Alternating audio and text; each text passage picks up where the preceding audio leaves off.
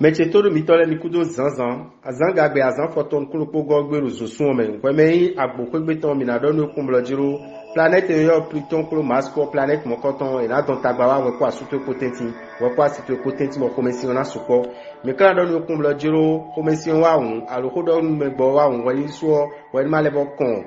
amido miojio, ena lebo asin wumo, wali blo dede. Bokala don wame beli bumado asu al bumado asia. Donne le planète yo Neptune planète mon coton et na zombo ana kwemede aka kwemede woni blu dede e ma so me di diablo e o asidiane komone asudian komone e ma blu mon coton ne kai na mena no kan isi apapwe yo me na donne kumbulo jiro bi kumo vede bu no fine o an no kan jiro agbazame akwesi apapwe yo ya tun kumbulo jiro we me mbeli yo an tun jiro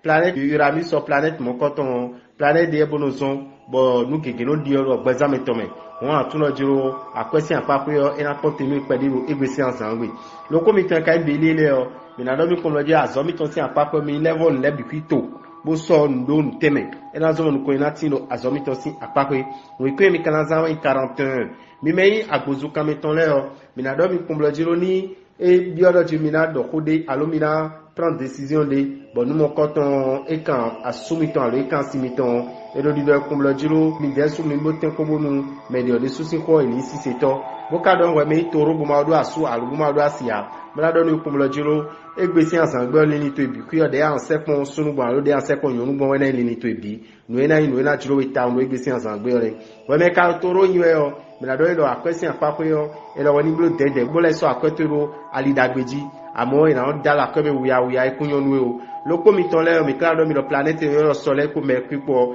planète mo koton le o ero dagbe na hewa nu mi me toro le bo toro le keke na mo lo ju nko ina tinye do na me na kan si apapre azosi apapre yo mi na do mi kum lo jiro mi ni tun lo ju ve pe na tin mi la azosi apapre mi ka do accomplissement jan yo nu ko ina tin mi o ke mi na zan wa 26 mi me kain we do buwo mi lo je mo le o mi na do mi kum lo je asupa si ko tenti o mi mo lo jiro planète yo Saturne planète mo koton ena zo mo ko mesina wa mi tenti amon lokpo de mi na tun ko lo jiro etre do ko gbonu etre blonde gbonu o wa ma sodo ayme gbangban bo eni ena zo mo taba de bu na wa ko yo gbe o lokpo mi te kain je mo le o bu ma do asu al bu ma do asile a mi na do mi kum lo jiro mi tun lo dandan me o mina mo asu alo mina mo asi yo eno jiro mi fe cho mi kale wa mo bonu me yo ele aje kojo ko na dogbe yo eno le do kesi bi mo mi no le bo leko e kun kai mi na gbe nu mi o mi wa akwesi apapo yo mi na do no kun lo jiro uve debude e do akwesi apapo yo uve mo koton ena yin vivo me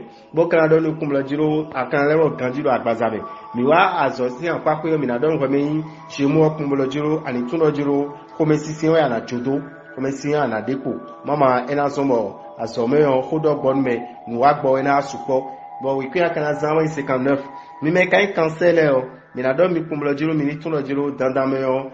won isi apapo yo dagbe tin mi kondo podo asupa si potenti bo ajijede we me makado asu alo we me mado asia mi na do mi kumlo jiro wali suwo won isi apapo yo ekunyina nu idebudo egbesi ansan o planète ka yo Jupiter be we no na mi tadagbe o planète mo koton ero tadagbe na na mi town do akwesi apakwe bo ouvert ena de ko tanu milo egbesi anzangwe bo kana do mi mero ko cancel e kun blojiro minitulo la mena o kan si apakwe yo planète yo Uranus sur planète ni o ero ron na me bo minalo kanjiro agbazame mi wa azosi apakwe yo mi na do nu kun blojiro ani tun lojiro ouvert de amu wailo so en waile me ouvert mo koton ero yuene kun ouvert de kunso de nuro azosi apakwe din kachu o ko ran fifoto we kria kana zanwe ko aton mais niyon le bo mi yo kini le o mi na do mi kum lo ju mi na tun lo la super si potenti o mi mo lo ju ko me sinkunde a jijede kondo pode ko me maka do asu alo ko me ma do asia mi na do ko me mo koton kum lo jiro e lo dandan me yo nu mo koton ena ipipa ito ana to si khosawe e lo khogle na no bo me ne asun me na ku hun me ne asin me na ku hun me bo kala bo do nu kum lo jiro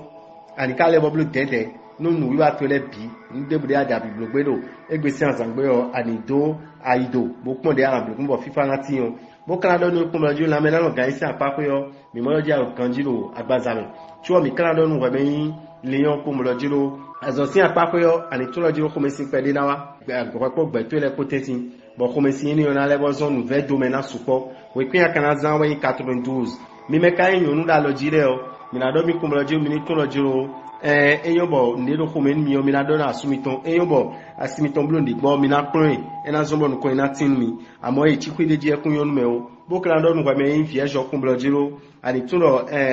me ma do asu alo me ma do asia ekena do nuku won isi apakoyo doje kun so le ni menu ebi o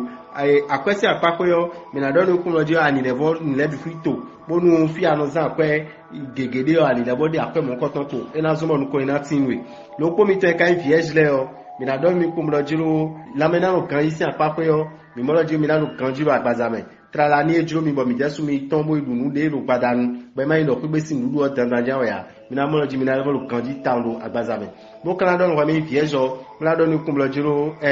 egbesi azan gbe yo ani tun aso si apakoyo uve kunde dinu da aso si apakoyo amo an tun lo jiro nu e ko ro fine ba ma pe gbogbo aso ero te pon ba ma pe gbogbo ala pe bona de gege sime we kin kan azan we kun ko go mi me kai balance le o mina do mi kumlo jiro ko me sinado asupa ti potentin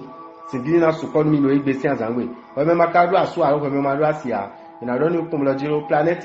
Uranus planet mokoton ena doalo bo me ne asunu alo asia ana ipipeto cho planet Jupiter de suo ena na itadagbe do akwesi apakwe bo no ya le boja biblu gbe bo ma mo akweton nu mo koton akana pe wure biblu todo akwesi an yo ena biblu ahun lo egbesi azanwe bo kana do lo na me na no kan si apakwe yo ni asiblo CSPD ulu amle no do we me on me asino damlo ni o ena so ma le vol kanju da gbasa me bo ni to ele bi fi o ena le bo pete bo kala do no ko mi ton le lo jiro azosi apapo yo me ni to kum lo jiro me ni kuno gun alinu mede o ni amaju we ni do jan ya me ni si gun alinu ya we kwin akana zanwa we kwin watongo mi na kai scorpion le o na do mi kum lo jiro mi na tuno nu edo o we no pe adon kiko lo pegbe o aramu kiko ado awajije pegbe amu awaji ado ko mesin ena fun blawe won mi ni tukun lo jiro mi me ko do asu mi me do asiyo ho do me de gbe me o ni supon mi no egbesi anzanwe ena so ma awajije na de we me maka do asu aro we me do asi abo scorpion mi na do ni kun lo jiro ani tun lo jiro kun so na no le me o bo kan do no ko mi ton le kun lo jiro mi na tun lo emi me scorpion taragbe na tinu mi na question apape ba kwe do nu kwemi de no do nu kwemi de yo emi na pe obna si blon mo koton lo egbesi azanwe no ko mi ton le mi kan do mi lo jiro planet leo e do di le kun lo jiro azosi apape yo e na do alo mi bo nu ko ina tin mi la zo mi to si apape bo ve de no de leo o ve na je di de koti we kwe mi kan azanwe se kan wit mi me kan Sagittaire leo bo do asu alobodo asiyo mi na do mi kun lo jiro won yin mi ton ina le dije kabo no yo yo do nu de mi elo nu mo koton ina ju mi lo ji mi level iwe go cho mi kan do mi mi Sagittaire fu ma do asu alo ma do asi ado planet Venus so planet mo koton e do mi na wa dagbe nu bo ala go sin trend igbeme nu e kan akwesi apapo yo tí o mi lẹ́yìn àkwẹ́sí àpapẹ́ àtúnlọ́dún wọ́n mẹ́rin célibataire Sagittaire ní àpẹ́ mẹ́rin bọ́ mẹ́rin bèlì àlólìyàn ẹlọ́jí mẹ́rin náà yà súnmọ́ ní akọlùmímọ́ tí ó ká dìtízẹ̀ òtútàn ẹ̀ ẹni àpátú ẹni tí ó ká mẹ́rin vò pọ́n ẹni nìkan àdọ́ ní kún lọ́jíró lámẹ́nà kan sí àpapẹ́ yọ àwọn tó kan jùlọ àgbàzà mẹ́ bó kan tó kún lọ́jíró planet Venus sọ̀rọ̀ náà wà dàgbé ni o tí o mi kan àdọ́ ní lọ́jíró wọ́n mẹ́rin Sagittaire yọ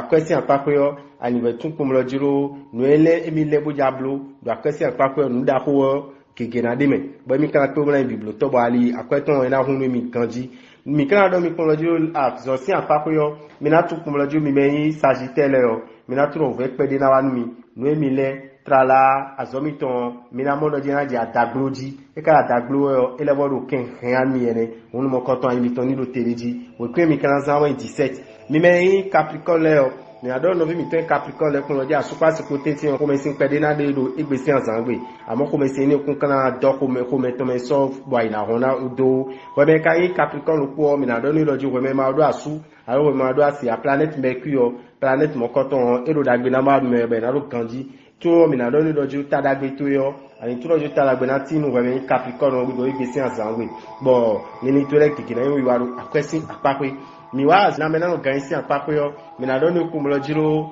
uve de kunde dinu we me Capricorne o ando kanju da gbazawe planet Mars o planet mo koton e de so ena do awajije la menu bo ando kanji bo kana tu kumlo jiro azome yo ndebude mi na zera so mi ton kombo no ko ina tinyo mi kuna na damu de kon o we me ka verso yin bo mi rodo acclameji yo mi na do mi kumlo jiro mi ni tuno tadagbe ando nuko yi ando o we ni so na zon bokana tuno je fifara no kwendo to me o we so na zon on de a lo tameli ni dagbe do kwendo to gbon mo ma gbe to na do nu gbon ni bokana do me verso bo ma do asu alu ma do asia do jiro nugbo e anababana mo me na ya sunu alu me na ya sinu yo nu mo koton e ka lo trolo di o mi kana do nu kumlo jiro we me verso an tuno jiro amayon blo akwezi zan wuya wuya akwede amadu kun to mana zan e ya na yin season to won woni blo de ro fi anayin bi gbon to le bi fi bokana do nu do jiro la me na lo kan isi apapo yo we me yin verso an lo kan jiro agbazame mo nu e kayin azoto isi apapo yo me na do nu kumlo jiro ani tuno we ni ma do ve ndebu ko debu alunu yiwa debu wani ma do venao ena zo mon ko ina tinwi we kun akana za 59 mi me kan ko video mi na do mi kun lo jiro asupa si ko tenje ko do na di town awa jije de cho planet yo Uranus ko Neptune ko planet mo ko ton le o mi na tu kun lo jiro no do ta wa pede nme on mo ko ton tu mi na don we mi célibataire lo jiro ma oblobo planet bi no do apatwe bona nyame mo ko ton le lo zone we bo nu ouvert ton le de kuna wa exemple me o amon loko de amon wa ndo jiro candido tu e o nu jon biba do tu e na suko wa na zobo akuna mo me na itu e tanda o ani tu eni o loko mi te ka poisson le o me na do mi kun lo jiro poisson na tu lo jiro la question apapo yo emi do na blo dede boku na vlenu boku kana le bodo emi na de akweton do nu emi ma modona ablon mo koton akweto bi na gbado boku na tu kun blo jo we me poisson na me na organiser apapo yo planète Saturne e da na we ti dido mo na we na me ganji ba lo ganji la gbazame so planète Jupiter de so e na we tada gbo nu ko na tin we do gbe si ansan gbe lopo mi to e kayin poisson le yo me na bodo mi do ji azosin apapo yo me ni tu lo jo ni mi to le gigire wi wa azo mi to nu ko ina tin na we kun akana za wa 61 e wa na zambo da gbe na tin we me poisson e na chen loko mi ton ma gbe lu ton sifa ni kondo mi me biji. Pour ne pas rater les prochains numéros, abonnez-vous à notre chaîne. N'oubliez pas d'activer la cloche de notification. À bientôt!